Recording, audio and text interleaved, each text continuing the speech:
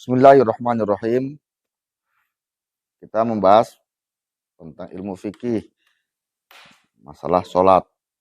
Nah, setelah kita membahas masalah rukun dan baik rukun, baik sunnah abad, sunnah hayat dan segala macamnya yang berkaitan pada rokaat yang kedua, maka kita akan membahas sekarang rukun pada rokaat ketiga. Pertama, rukun pada rokaat ketiga yaitu berdiri awalu hal qiyamu, yaitu berdiri. Di mana hitung rakaat ketiga? Di mana hitungannya? Hitungan rakaat ketiga di mana hitungannya? Berdiri dari tahiyat awal itu rakaat ketiga. Ayo batas-batas namanya. Gitu. Terus setelah berdiri kedua baca surat Al-Fatihah wasaniha qiraatul Fatihah. Membaca surat Al-Fatihah. Sudah dibahas ya. Dari mulai 7 ayat terus mulai bismillah sampai waladhdallin itu kan. Ingat membaca. Ini kebiasaannya, itu dibaca. Ya. Kebiasaannya kita bukan membaca tapi bergumam. Kan karena dia ngaharewasna ini ya. Umat komit bismillah Allahu Akbar. Amin. Baca lain. Setelah yang baca itu terdengar. Contoh, pembacaan Undang-Undang Dasar, pembacaan Pancasila. Oh, biasa Pancasila bacanya kan guru sebutan pembina. Bukan. Baca. Ya kan? Diam aja. Atau ya? Lah. Tuh. Maca aku mah maca. Pancasila. Satu. Ya kan? Berarti ketika membaca Fatihah pun semua makhraj, semua huruf yang terkandung dalam Al-Fatihah itu harus terbaca. Minimal terbaca terdengar oleh telinga kita sendiri. Bismillahirrahmanirrahim. Alhamdulillahirabbil alamin. Ar-Rahmanir-Rahim. Dan harus sesuai makhraj panjang pendeknya tajwid dan segala macamnya. Ketika makhrajnya satu tidak sesuai maka batal.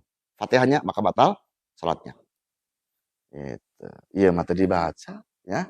Allahu Akbar. Iya kan. Ratul ladina. Bolin. Itu ayat kabaca saya itu doang munculnya ya. Muncul doang. Satu. Esa. Dua. Adab. Ya,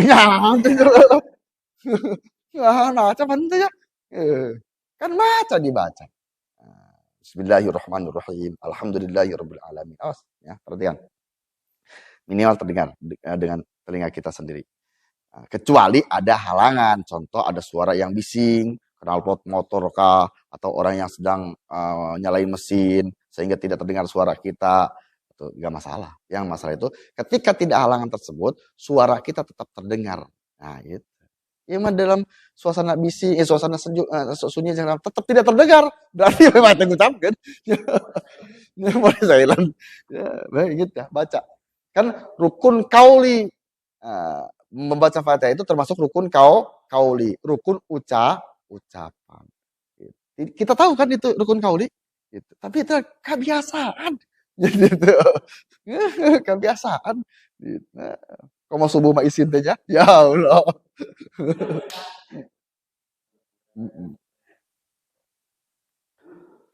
Nah, terus, ya, ruku. Syarat dan rukunnya sudah dijelaskan lah, tidak akan dipraktekkan lagi ya. Ruku. Nah, terus, tumak nih, berhenti sejenak, kira-kira ukuran subhanallah, berhenti. Semua anggota berhenti ketika kita berdiri, dalam posisi ruku harus berhenti semuanya. Ya. Anggota. Nujro mante, ya, jantung berhenti pasti. Ya, tekan vakum ya tadi itu. Berhenti sejenak. Nah, setelah tumanina, kalau tidak ada tumanina maka tidak sah rukunya.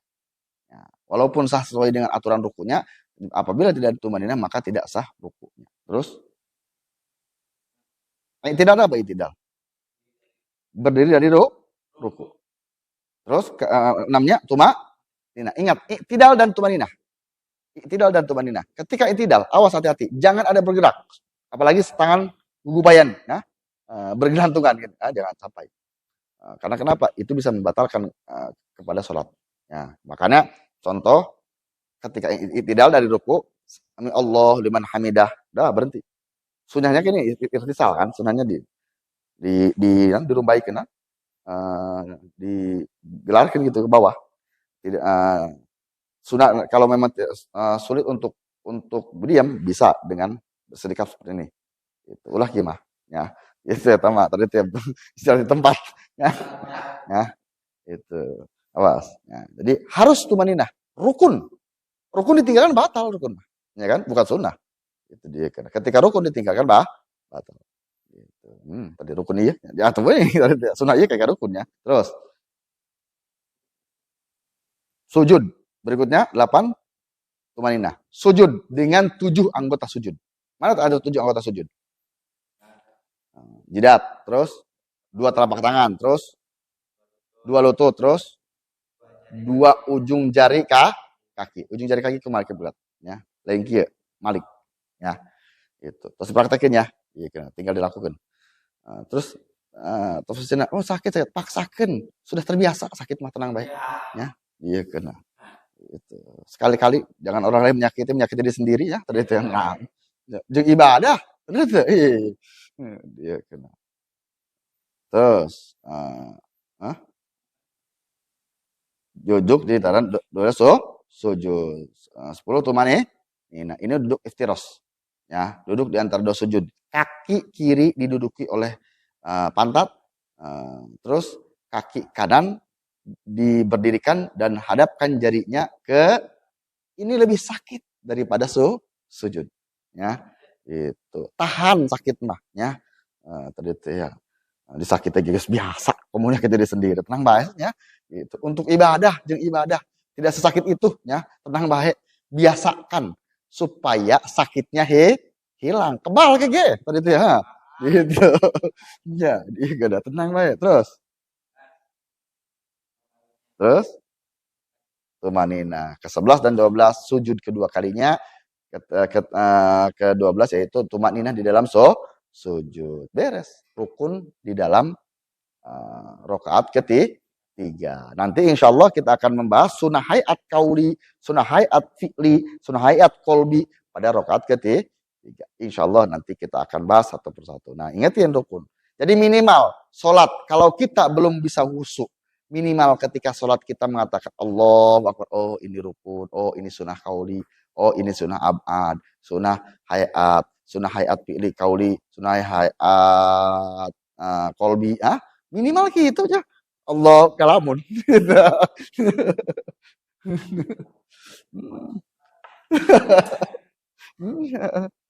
Kenapa dia seperti itu? Ya jadi kalamun ya Allah. Sampai istilah orang tuh mengatakan kalau hilang sesuatu sholat.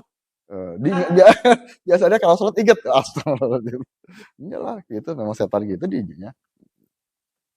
Seharusnya ketika kita sholat tuh ketika kita sholat melupakan segalanya. Seharusnya kalau ketika kita melupakan segalanya. Lapar, lupakan rasa lapar. Haus, lupakan rasa haus.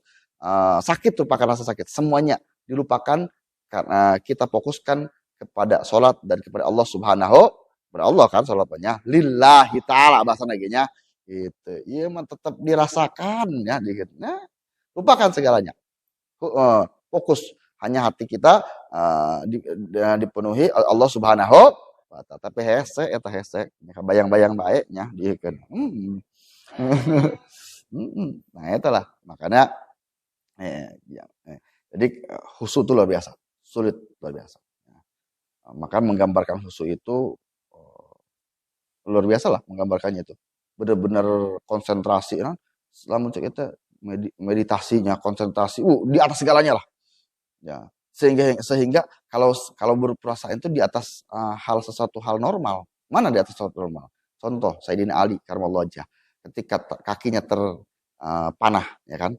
Sayyidina Ali dioperasi tanpa bius dulu mah dibuka di kakinya itu dalam keadaan sedang melaksanakan sholat dan tidak terasa.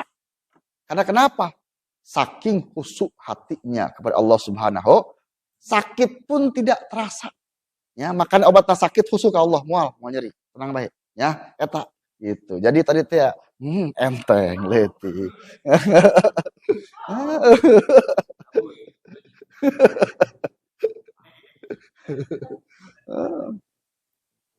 Makanya ada salah satu sahabat pas waktu menjaga perbatasan. Ketika sholat, ada musuh menyerang. Ya, gitu. Allahu Akbar. Dan ketika menyerang, panah ditembakkan. Dalam posisi ketika sholat. Tidak terasa satupun. Terasa baru Assalamualaikum warahmatullahi wabarakatuh. Ternyata sudah puluhan panah yang menancap di punggungnya. Ya. Baru sadar, panah. Ya. Itu luar biasa. Ya. Orang-orang yang benar-benar memfokuskan pikiran, hati dan segala macamnya kepada Allah Subhanahu wa Ta'ala. Ya, orang sok gitu banyak. Kan beda, tujuannya beda orang banyak. Gitu. Wallahu alam. Berikutnya, tadi itu ya.